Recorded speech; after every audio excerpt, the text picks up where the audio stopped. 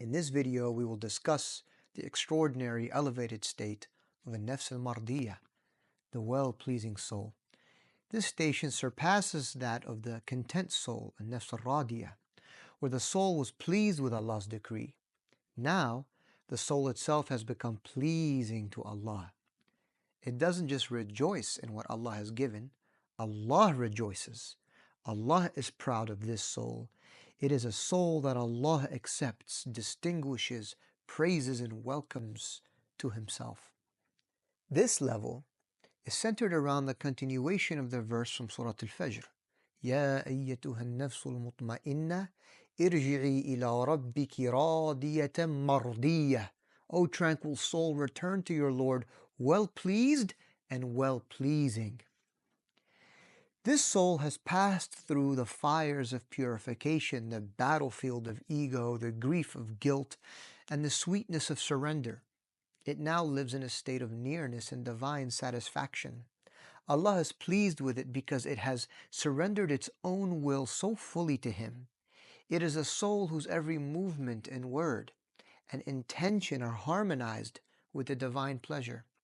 This level is not reached merely through worship, but through depth of sincerity, continuous striving, and refinement of character. It's not about how much you do, but how pure your heart becomes, how aligned your soul is with the attributes of mercy, justice, patience, humility, and trust. Key traits of the well-pleasing soul include unshakable inner balance. It responds to good and bad news with the same spiritual equilibrium. Effortless obedience. Worship is no longer struggle, it flows naturally. Moments between ritual worship are themselves worship. Radiant character. The person is marked by gentleness, generosity, optimism, and hope in God, always maintaining a good opinion and spiritual beauty. Another key trait is the acceptance of being completely unknown. It no longer seeks recognition from people, not because it is shy or introverted or doesn't care, but because it truly wants what Allah wants and is pleased with wherever He places it. At this level, this soul is a reflection of the divine names. It becomes a mirror for mercy, for wisdom, for forbearance, and when necessary, for strength and justice. But it is balanced. It resembles the state of the elect of the awliya, those closest to Allah, whom He loves and protects. The well-pleasing soul is not merely passive, it is active in calling others to truth, in service and in representing the light of divine presence in the world, not by speaking and lecturing, although that could be the case, but by being. It does so with complete humility, knowing nothing comes from itself. This stage is incredibly rare. Please note that very few people reach it, and those who do reach it never see themselves as having actually reached it. Their humility increases with every elevation. Their secret with Allah becomes deeper. Their hearts remain humbled in awe of His majesty and beauty, even as they are embraced by His love. Those of this level radiate divine love and mercy and wisdom. Although not essential or important, God may even bless these souls with gifts of miracles, karamat, and unveilings, kashf. When He does, they are shy in having received from God undeservingly, a reflection of their deep sincerity and humility. It is at this point that the soul is prepared for the final and most exalted state, the perfected soul, and nafs al-kamila. Now, to our discussion on a nafs al-kamila, the perfected soul. This is the soul that has reached its fullest level of development, its most complete purification, its closest proximity to Allah. It is the rarest of all conditions, achieved by only a very, very select few, the greatest of the awliya, those whom Allah has chosen and refined completely. As for the prophets, this is where they actually begin. The perfected soul is not only tranquil, content, or pleasing to Allah, it is a soul that has been so fully aligned with the divine will that it becomes a clear, radiant mirror of the divine attributes.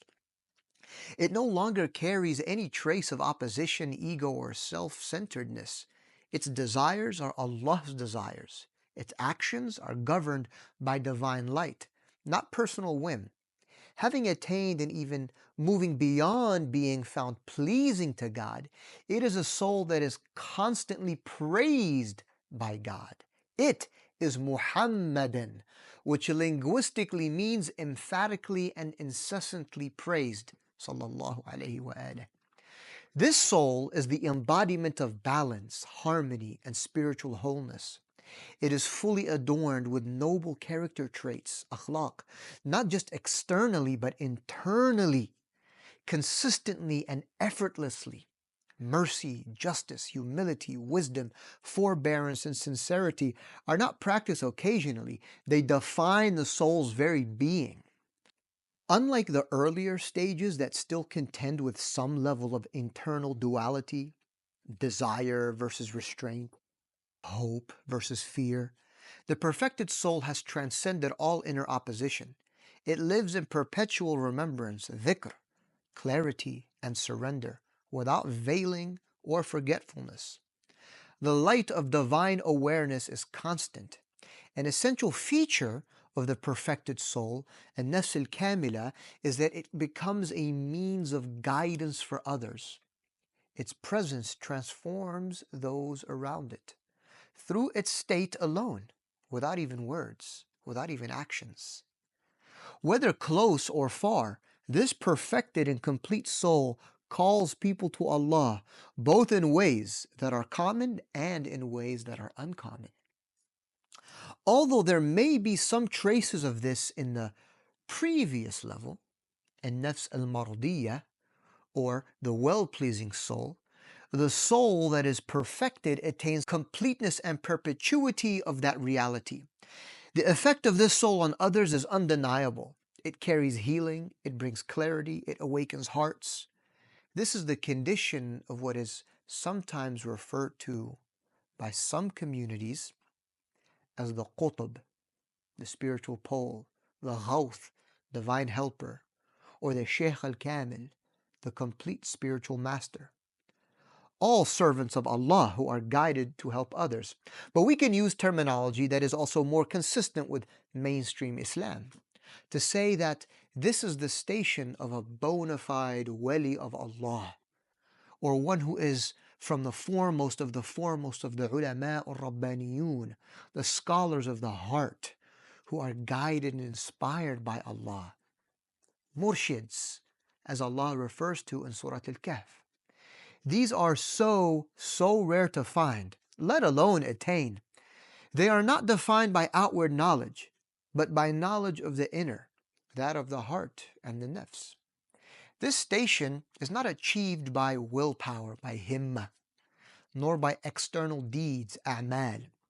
It is ultimately a divine gift, a bestowal from Allah, granted after long process of testing, of purification, sincerity, and long period of what Imam Junaid defined as spiritual annihilation and subsistence, fana and baqa. Ultimately, it is the fruit of divine grace or fadl, and mercy or rahmah, and love or mahabba, not from you for God, but from Allah for you. They do not speak of nearness, they are near. They do not perform humility, they are empty. They do not ask to be followed, they simply shine, and others find their way by that light. And yes, this is rare, but it is real.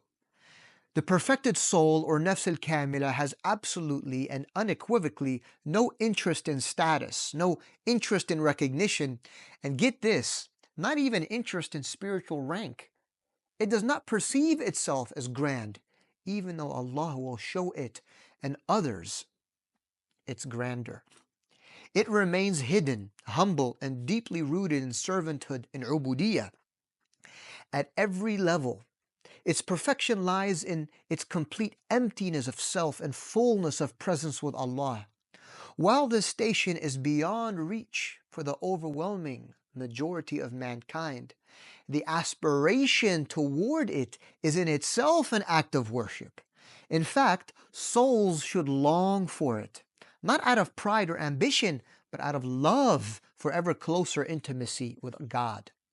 To yearn for this kind of nearness to Allah, to work on purifying the heart, and to walk the path sincerely, these are noble efforts in His sight. Even though most of us will never reach this final degree, every sincere step toward it, every breath spent in its pursuit is precious beyond the world and what's in it. MashaAllah, we've taken a journey together through the degrees and stations of the soul. 7 to be exact. 7 mirrors of the self. 7 openings towards Allah.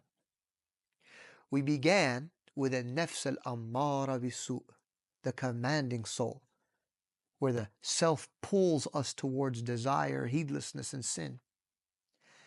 Then came a nafs al-lawwama, the self-reproaching soul, where guilt awakens the heart and the soul begins to struggle in what's pleasing.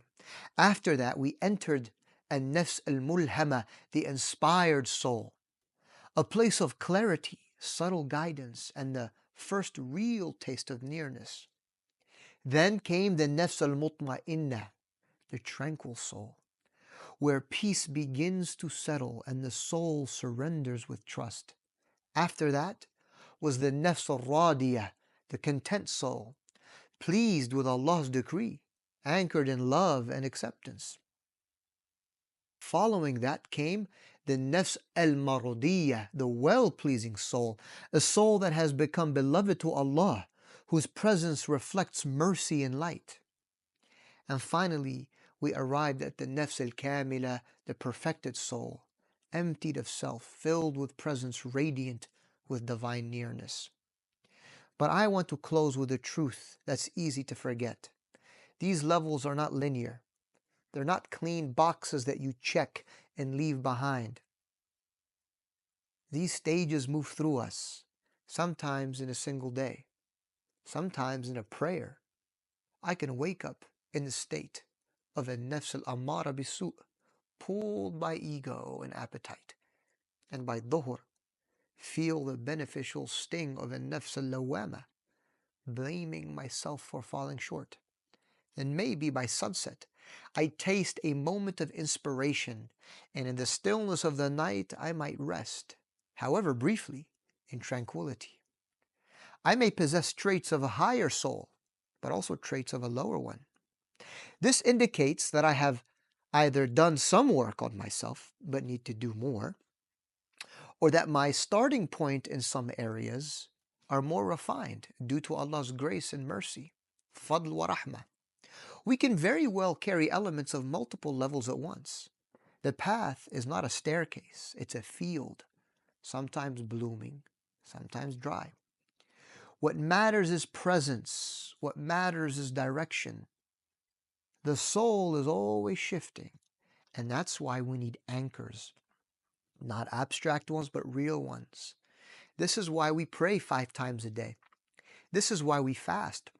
Why we remember Allah morning and evening, why we bow and prostrate and pause to reflect. Because without these rhythms, without these divine touch points, we forget, we drift. We start listening to the lower voices again. Islam isn't just a religion of theology, it's a structure, a roadmap, a mechanism that pulls the soul back to its purpose again and again. And that purpose is not perfection, it's truth, it's sincerity, it's returning, tawbah, ever frequently to Allah. So don't despair if you don't feel inspired every day. Don't be disheartened if the tranquil soul, the nafs al-mutma'inna, feels far from reach. Don't be surprised if the commanding self, an-nafs al-ammara, still whispers within you. It's the vigilance that matters, the honesty. It's the willingness to look inward and say, where is my soul today? What is it calling me toward?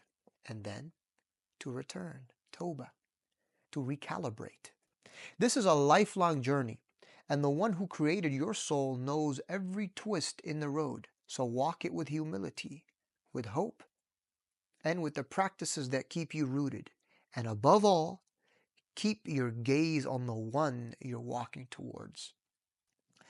Perhaps at this point, it may be important to mention that if one is sincere and serious, they cannot walk this path alone. Friendship and companionship on this path is essential for the development process of the soul.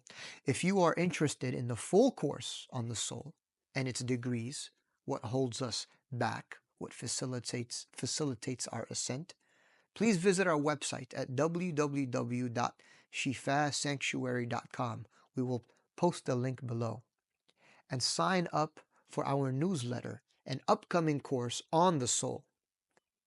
Our website and this channel will strive to provide content that is meaningful and purposeful. In a sea of superficial content and froth masquerading as religious and spiritual material, we will aim, by the grace of God, to provide our community, you and others like you, with pathways to real change and transformation. None of us are claiming perfection, only the desire for closeness to God, to Allah and His Messenger sallallahu alaihi wasallam. We ask that Allah purify our hearts, grant us sincerity, and to keep us in it. Bestow upon us beneficial knowledge and the providence to act upon it, and to allow us to ascend to Him in a manner that is beautiful, pleasing, and in a way that is prophetic. اللهم صل وسلم على سيدنا محمد الفاتح لما أغلق والخاتم لما سبق ناصر الحق بالحق والهادي إلى صراطك المستقيم وعلى آله حق قدرك ومقدارك العظيم والحمد لله رب العالمين.